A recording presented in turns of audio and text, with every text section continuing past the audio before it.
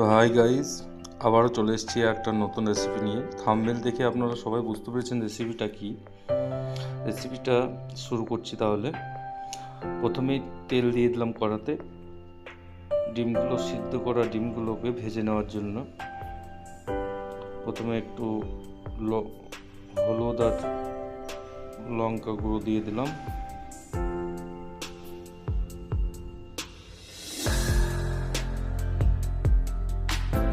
এবার এক এক করে ডিমগুলো ওই তেলের মধ্যে দিয়ে দেবো। ভালো করে একটু লাল লাল করে ভেজে নেওয়ার পরে এটাকে তুলে নেব।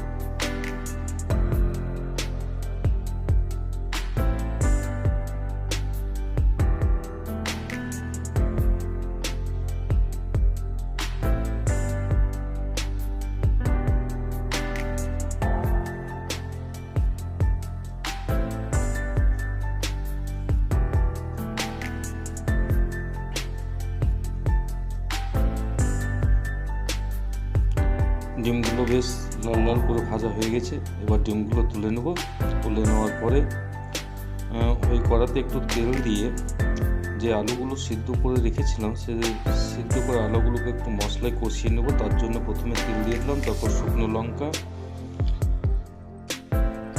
ওর সঙ্গে কিছু পেঁয়াজ কুচি করে রাখা, আর গোটা জিরে।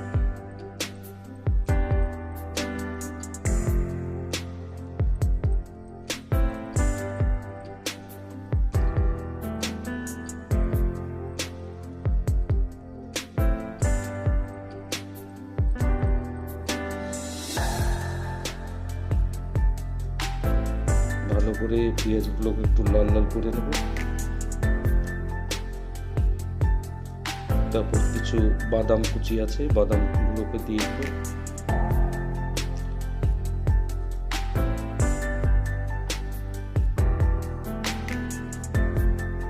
স্বাদ মতো লবণ,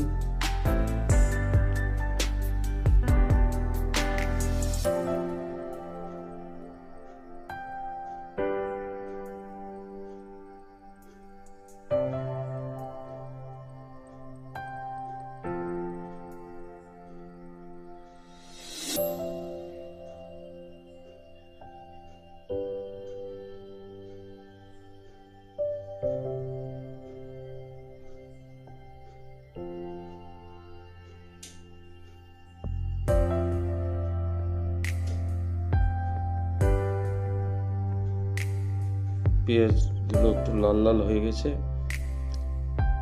এবার আলুগুলো ওতে দিয়ে দেবো। আলুটাকে ভালো করে মিশিয়ে নেব মশলার সঙ্গে।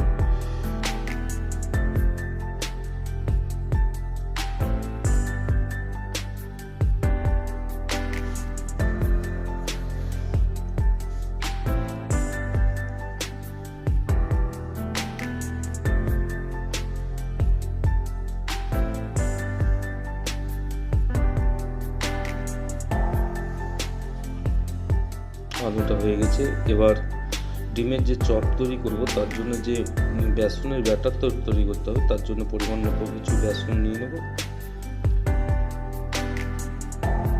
একটা বাটিতে।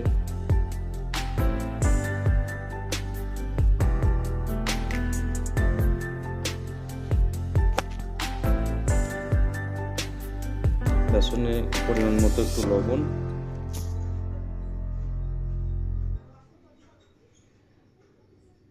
একটু লঙ্কার গুঁড়ো, একটু হলুদ গুঁড়ো দিয়ে দেবো। তার সঙ্গে জিরে গোলমরিচের একটু গুঁড়ো দিয়ে দেবো।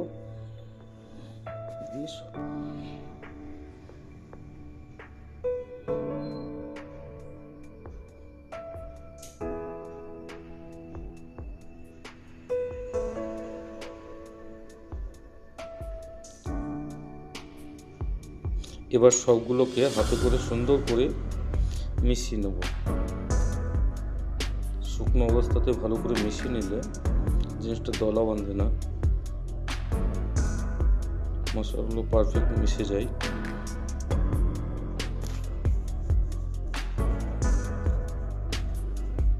এবার হালকা পরিমাণে একটু করে জল দেবো আর ভালোভাবে মেখে নেব। একটু একটু করে জল দেবো, একসঙ্গে জল দেবেন না আপনারা। একসঙ্গে জল দিলে ওটা পাতলা হয়ে যেতে পারে, তার জন্য হালকা হালকা করে পানি দেবেন, জল দেবেন আর মিশিয়ে দেবেন।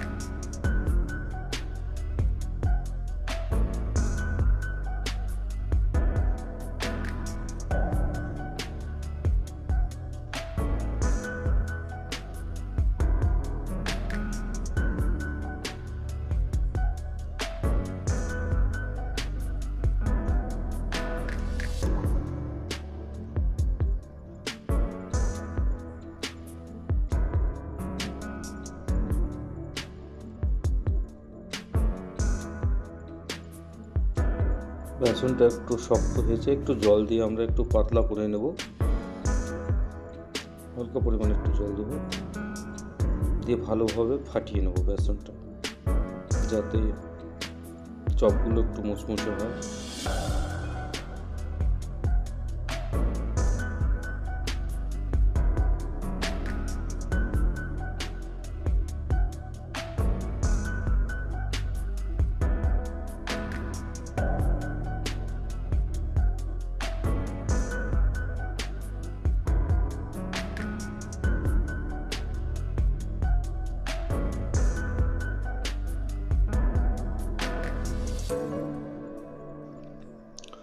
আমাদের বেসনটা তৈরি হয়ে গেছে, বেসনটা কমপ্লিট। এবার আমরা যে ডিমগুলো ভেজে রেখেছিলাম সে ডিমগুলোকে অর্ধেক করে কেটে নেব, আর ডিমের মধ্যে আলু দিয়ে পুর বানাবো। আমরা প্রত্যেকটা ডিমের আলু দিয়ে পুর বানাবো। পুর বানানোর পরে তেলে ভেজে নেব বেসন দিয়ে। আপনারা দেখতে থাকুন।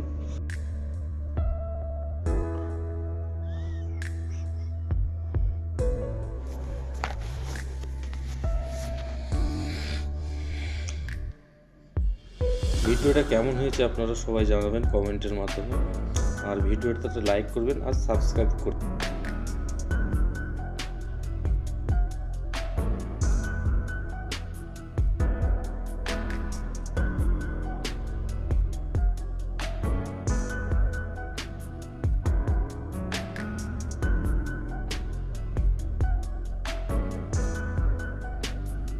ডিমগুলোতে সব পুর দেওয়া হয়ে গেছে, এবার তেলে আমরা ভেজে নেব। তেলটা ভালো করে গরম করে নেওয়ার পরে ডিমগুলো এবার আস্তে আস্তে দিয়ে দেব একটা একটা করে।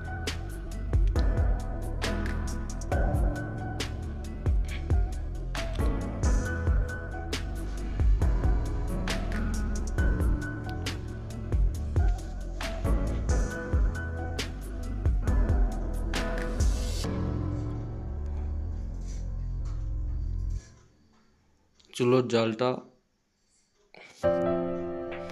অল্প অল্প করে দেবেন,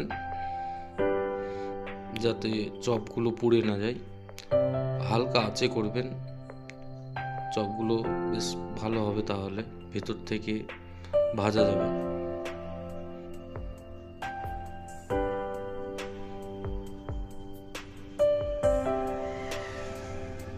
চপগুলোকে হালকা ভেজে তুলে নিয়ে আবার ওই বেসনের ব্যাটারে আবার চুপিয়ে নিয়ে আবার ভাজবো,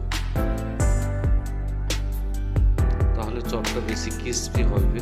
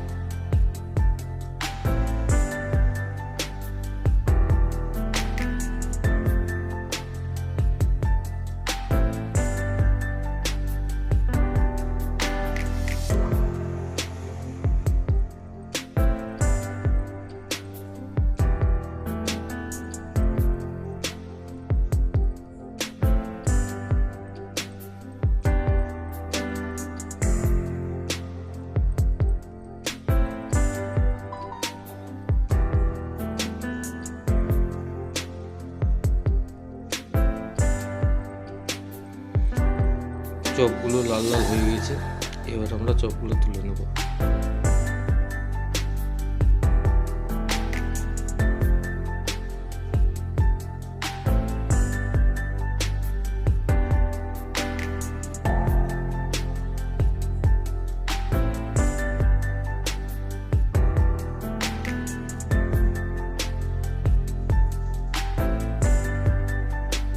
ওই একই পদ্ধতিতে সব চপগুলো ভেজে নেব। তো বন্ধুরা, ভিডিওটা কেমন হয়েছে জানাবেন, কমেন্ট করবেন, লাইক সাবস্ক্রাইব করবেন, তো সাপোর্ট করবেন।